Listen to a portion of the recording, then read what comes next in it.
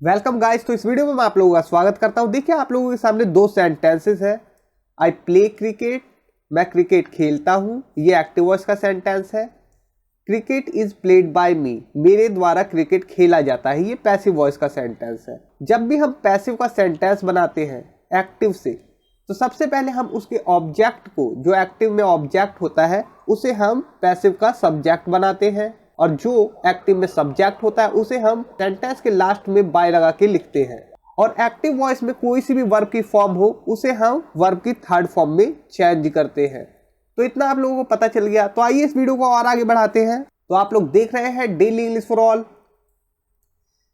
दोस्तों, क्या आप जानते हैं रन, गो, सिट, स्टैंड या कम को हम पैसिव वॉइस में कैसे बनाते हैं इनके सेंटेंसेस? अगर नहीं जानते तो इस वीडियो को देखते रहे। क्या आप जानते हैं he runs on the road, इसका पैसिव किस प्रकार से बनेगा, या फिर इसमें क्या कंडीशन है कि इसका पैसिव नहीं बन सकता?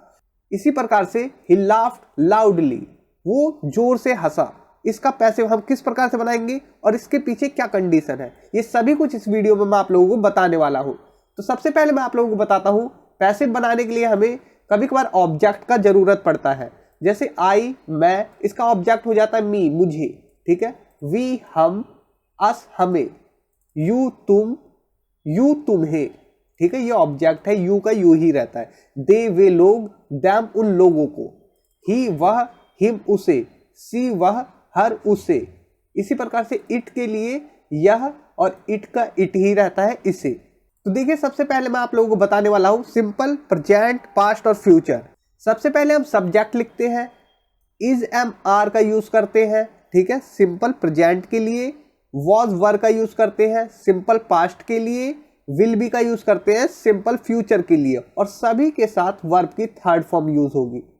ठीक है, इतना क्लियर हो गया। अगर आप लोग बिल्कुल बेसिक से सीख रहे हैं तो मैं डिस्क्रिप्शन में लिंक दे दूंगा अपने दूसरे चैनल का, उस पर मैं एकदम बेसिक से आप लोगों को बताऊंगा कि ये किस प्रकार से यूज होता है। क्योंकि ये एक एडवांस वीडियो है पैसिव के ऊपर, तो इसमें मैं आप लोगों को एडवांस चीजें ही बताने वाला हूं।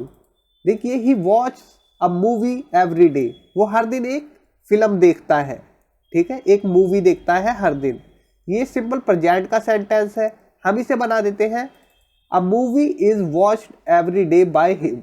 सबसे पहले हमने मूवी को ही उठाया तो हमने लिख दिया अ मूवी, ठीक है। उसके बाद इज, जो कि इज, एम, आर प्रेजेंट के लिए यूज होते हैं, सिंपल प्रेजेंट के लिए मैंने आपको बताया। तो उसके बाद वर्ब की थर्ड फॉर्म हमेशा यूज होगी, और उसके बाद अदर वर्ड, और उसके बाद अगर कोई एजेंट है जो काम कर रहा है तो बाय लगा के हम उसे दिखा देते हैं। ठीक है, इतना क्लियर हो गया। अब देखिए, वो हर दिन फिल्म देखता है, उसके द्वारा हर दिन एक फिल्म देखी जाती है, ठीक है। अब हम इसे पास्ट में कर दें, मतलब सिंपल पास्ट में अ movie was watched by him yesterday, मतलब उसके द्वारा कल फिल्म देखी गई या देखी गई थी। हम इसे फ्यूचर में कर दें, a movie will be watched by him tomorrow, कल उसके द्वारा एक फिल्म देखी जाएगी, ठीक है, भविष्य में। तो सिंपल पास्ट, सिंपल फ्यूचर और सिंपल प्रेजेंट आप लोग आसानी से समझ गए। अब देखिए कॉन्टिन्यूअस में हमें क्या करना पड़ता है। हम सबसे पहले सब्जेक्ट रखते हैं, जो कि एक्टिव का ऑब्जेक्ट होता है, उसे हम सब्जेक्ट के रूप में रखते हैं पैसिव में, ठीक है, सब्जेक्ट। उसके बाद is, am, are present continuous के लिए, वॉज, वर पास्ट कॉन्टिन्यूअस के लिए, और फ्यूचर कॉन्टिन्यूअस के लिए हम विल, बीइंग का यूज नहीं करते हैं, ठीक है। फ्यूचर कॉन्टिन्यूअस के लिए अलग कंडीशन है, वो अभी मैं आपको बताता हूँ। देखिए, उसके बाद हम बीइंग लगाते हैं, बीइंग, उसके बाद वर्ब की थर्ड फॉर्म। जैसे वो फिल्म देख रहा है, he is watching a movie, ठीक है, ये एक्टिव वॉइस का सेंटेंस है, वो फिल्म देख रहा है। हम इसे पैसिव में बनाते हैं, अ movie is being watched by him, ये प्रेजेंट कॉन्टिन्यूअस का पैसिव है, मूवी उसके द्वारा देखी जा रही है, ठीक है। अब देखिए past continuous, a movie was being watched by him, movie उसके द्वारा देखी जा रही थी।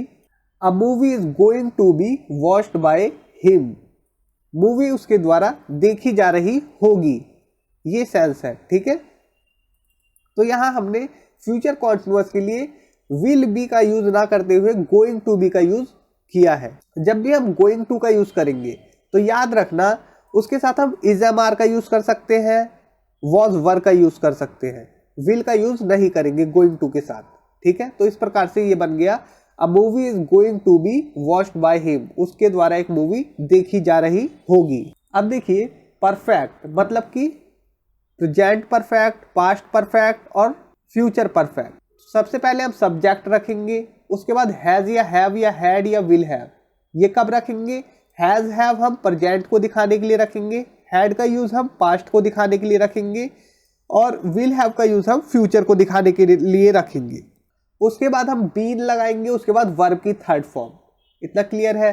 देखिए मैंने ये फिल्म देखी है, this movie has been watched by me, ये फिल्म मेरे द्वारा देखी गई है। ठीक है, this movie had been watched by me, मेरे द्वारा ये फिल्म देखी गई थी, ये फिल्म मेरे द्वारा देखी जा चुकी थी। ठीक है, ये सेंस है। अब देखिए फ्यूचर के लिए, this movie will have been watched by me, ये फिल्म मेरे द्वारा देखी जा चुकी होगी फ्यूचर में। ठीक है, अब देखिए हम इसका पैसिव कैसे बनाएं। वी लाफ्ड मतलब कि हम हंसे, तो इसमें आपको कहीं पर भी ऑब्जेक्ट तो नहीं मिल रहा, आप लोगों को यहाँ कहीं पर भी ऑब्जेक्ट नहीं मिल रहा है। और मैं आप लोगों को पहले ही बता दूं, ये एक एडवांस वीडियो है, मतलब कि एडवांस्ड एक्टिव और पैसिव के ऊपर ये वीडियो है, इसलिए मैं आप लोगों को शॉर्ट में ही और शॉर्टकट तरीका बताने वाला हूँ हर चीज़ का। ठीक है, अगर आप लोग को बिल्कुल डिटेल में, आप बिल्कुल बेसिक से सीखना चाहते हैं तो मैं डिस्क्रिप्शन में लिंक दे दूंगा, आप उस चैनल पर जाके एक्टिव और पैसिव को एकदम डिटेल में सीख सकते हैं अगर आप हिंदी मीडियम के हैं तो। और आप लोगों को इंग्लिश बिल्कुल भी नहीं आती तो आप लोग उस चैनल पर जा सकते हैं, आसानी से समझ सकते हैं एक एक चीज़ को, एक एक एग्जाम्पल की हिंदी और इंग्लिश एक साथ देख सकते हैं। तो देखिए इस वाक्य में कोई भी ऑब्जेक्ट नहीं है, तो जाहिर सी बात है हम इसका पैसिव नहीं बना सकते। ठीक है, अब देखिए अगर हमें ये कहना हो आई हैव नॉलेज मतलब कि मेरे पास नॉलेज है, या फिर आई हैव मनी मेरे पास पैसा है, आई हैव टाइम मेरे पास टाइम है मतलब समय है, या मेरे पास एक पेन है, कंप्यूटर है, कुछ भी है मेरे पास है, तो इससे हम स्टेट ऑफ बीइंग बता रहे हैं, कुछ पोजेशन बता रहे हैं कि कोई चीज़ हमारे पास है, इसमें कोई एक्शन नहीं हो रहा। जहाँ पर भी एक्शन ना हो एक्टिव के सेंटेंस में, तो उस सेंटेंस का पैसिव नहीं बन सकता, याद रखना। ठीक है, तो अगर हम कहें आई हैव नॉलेज, नॉलेज बेशक यहाँ पर ऑब्जेक्ट के रूप में काम कर रहा है, लेकिन हम इसका पैसिव नहीं बना सकते। क्यों नहीं बना सकते? क्योंकि यहाँ पर कोई एक्शन नहीं हो रहा, कोई काम नहीं, कोई क्रिया नहीं हो रही है। अगर हम कहते हैं देखिए we laughed at the joker, पहले मैंने आपको क्या दिखाया?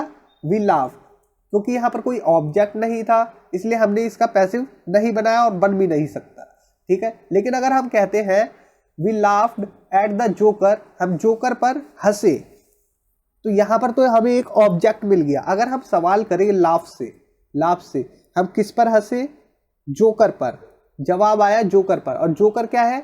एक नाउन है। ठीक है, तो हमने सबसे पहले जोकर को लिखा, the joker was laughed eight by us, इस प्रकार से इसका पैसिव बनाया जाएगा। ठीक है, इतना क्लियर हो गया। अब देखिए ही लाफ्ड लाउडली, अब आप कहेंगे ये भी तो ऑब्जेक्ट हो गया। ही लाफ्ड लाउडली मतलब कि वो जोर से हंसा। ठीक है, जोर से हंसा, लेकिन यहाँ पर जोर जो है वो एक एडवर्ब है। जब भी एक्टिव के सेंटेंस में या फिर कोई प्रोनाउन हो तभी हम उसका पैसिव बना सकते हैं, अन्यथा हम नहीं बना सकते। तो यहाँ पर लाउडली एक एडवर्ब है, ये तरीके को बता रहा है वो कैसे हंसा, कैसे, हाउ से पूछने से लाउडली पता चलता है, जोर से हंसा। इसी प्रकार से देखिए ही रन्स फास्ट, यहाँ पर फास्ट क्या है? फास्ट एक एडवर्ब है जो कि बता रहा है वो तेज भागता है। वो कैसे भागता है? तेज भागता है। अगर हम कहें he runs on the road, वो रोड पर दौड़ता है। ठीक है, या भागता है, वो रोड पर भागता है। हाउ से अगर क्वेश्चन करते हैं कि कैसे या फिर कहाँ, मतलब where, how, where and when, जब भी हमें पता लगाना हो कि ये एक एडवर्ब की तरह यूज हो रहा है या नहीं, तो हमेशा यूज करें हाउ, वेयर या व्हेन, मतलब कि कब, कैसे और कहाँ। तो आप लोगों को पता चल जाएगा कि ये एक एडवर्ब की तरह यूज हो रहा है, इसलिए हम इसका पैसिव नहीं बना सकते। जैसे he runs on the road, वो रोड पर दौड़ता है। वेयर से पता चल रहा है कि रोड पर। और जब भी हमें ये पता करना हो कि कोई नाउन या प्रोनाउन यूज हुआ है सेंटेंस में और वो भी ऑब्जेक्ट के रूप में, तो हम वर्ब से पूछते हैं व्हाट मतलब क्या, या फिर किसे या किसको। हु या हुम या व्हाट, इन तीनों से जो भी आंसर आएगा वो हमारा ऑब्जेक्ट होता है, वो या तो नाउन होगा या तो वो प्रोनाउन होगा। हम रन से सवाल करते हैं क्या दौड़ता है, ऑन द रोड, ये तो गलत जवाब है। हम इससे पूछते हैं रन से किसको दौड़ता है, ऑन द रोड, गलत जवाब, ठीक है। अब हम इससे पूछते हैं रन से कहाँ दौड़ता है, ऑन द रोड, रोड पर सही जवाब, मतलब कि ये एडवर्ब की तरह यूज हो रहा है। तो यहाँ पर हमने एडवर्ब से जब सवाल पूछा तो इसका आंसर आ रहा है, तो हम इसे नहीं बना सकते पैसिव में। अब देखिए ही रन्स एट 5 AM, यहाँ पर टाइम की बात हो गई। मैंने बोला कि जब भी हम सवाल करें वेयर, व्हेन एंड हाउ से, और जब उसका उत्तर मिल जाए, ठीक है, उसका आंसर मिल जाए, तो हम उस सेंटेंस में पैसिव नहीं बना सकते। जैसे कि ही रन्स एट 5 AM, इसमें हमें पता चल गया व्हेन कब, एट 5 AM, वो 5 बजे दौड़ता है। ही रन्स एवरी डे, इसमें भी हमें पता चल गया कब दौड़ता है, हर रोज दौड़ता है, एवरी डे।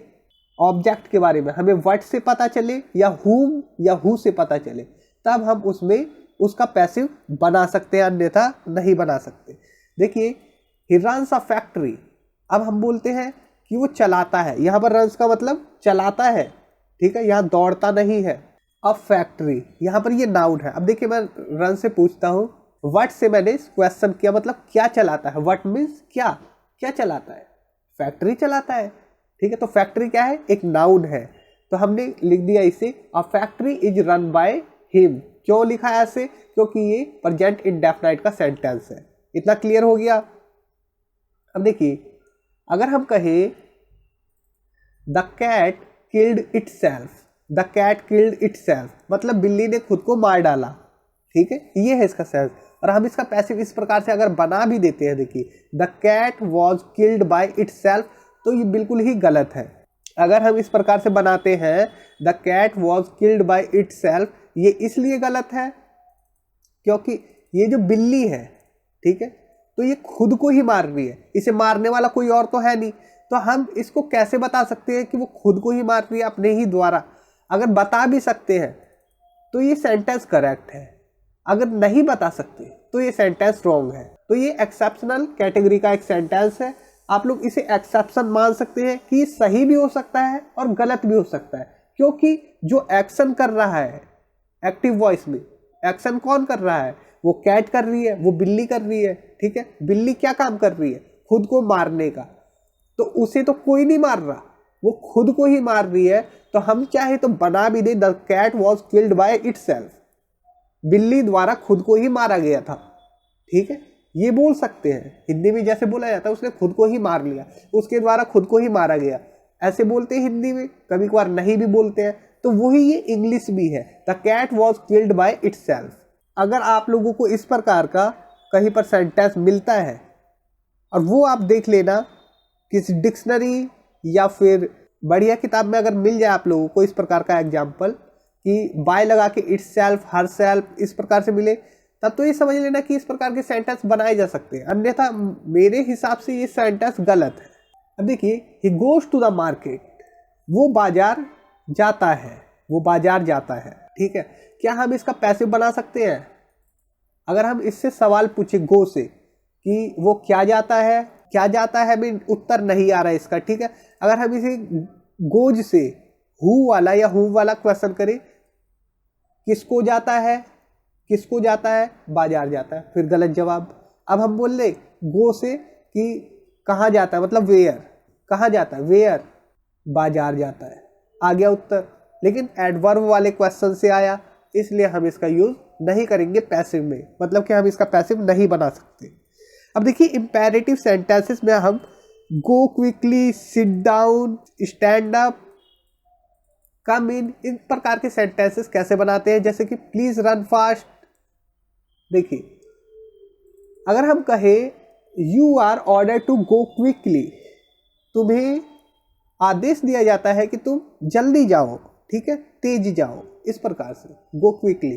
तो हम इस प्रकार से ये गो क्विकली का ये एक्टिव है, इंपेरेटिव एक्टिव है और ये उसका पैसिव है। इसी प्रकार से अगर हम क्या बोलते हैं सिट डाउन, बैठ जाओ, तो उसका पैसिव ये है, you are order to sit down, ठीक है, आपको आदेश दिया जाता है कि बैठ जाओ।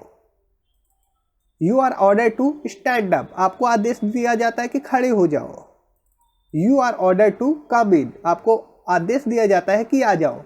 तो जैसे कि आप वर्ब की फर्स्ट फॉर्म को स्टार्टिंग में लगा के कुछ भी बोलते हैं तो वो इम्पेरेटिव में आता है, ठीक है। इम्पेरेटिव का पैसिव इस प्रकार से बनाया जाता है। लेकिन अगर हम कहें प्लीज रन फास्ट या please come in, please stand up, तब क्या होगा? अगर हम ये कह दें you are order to run fast, इस वाले एक्टिव का, ये एक्टिव ये पैसिव, तो ये सरासर गलत हो जाएगा। क्यों हो जाएगा? एक तो हमने यहाँ पर एक्टिव में प्लीज लगा दिया। जब भी हम प्लीज लगा दें तो हमें इस प्रकार से नहीं बोलना चाहिए, बल्कि हम देखिए इस प्रकार से बोलेंगे, प्लीज रन फास्ट, एक्टिव ये है और उसका पैसिव करेक्ट ये है, you are requested to run fast, मतलब कि हम अनुरोध कर रहे हैं। प्लीज क्यों बोलता है आदमी? प्लीज ये काम करो, क्योंकि रिक्वेस्ट करता है, तो हम कहेंगे you are requested to run fast, ये पैसिव है इसका।